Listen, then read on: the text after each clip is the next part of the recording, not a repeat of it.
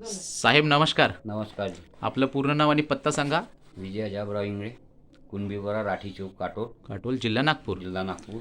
आपल्याला आरोग्याचा कोणता त्रास होता? शुगरचा पण त्रास होता, हां, आणि फंगसचा पण त्रास होता. त्रास होता. शुगरचा त्रास किती हां. दिवसापासून होता? मला शुगर कमीत कमी 2 वर्षापासून चालू होती. बाहेरच्या गोळ्या खात होतो डॉक्टरच्या हां हां. घेऊन. तुमची शुगर जेवणानंतर किती भरत होती? माझी जेवणानंतर शुगर कमीत कमी 250 ते 300 भरत होती.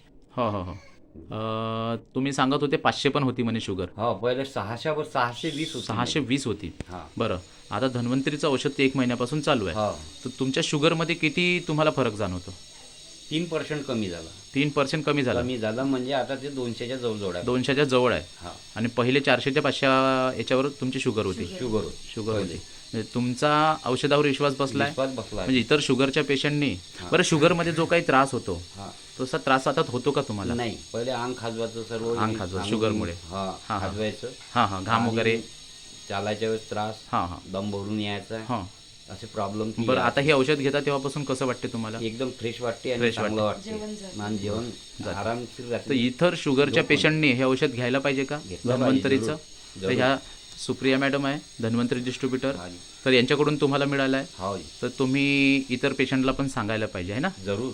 जरूर ना. ठीक आहे साहेब, ठीक आहे, धन्यवाद. धन्यवाद.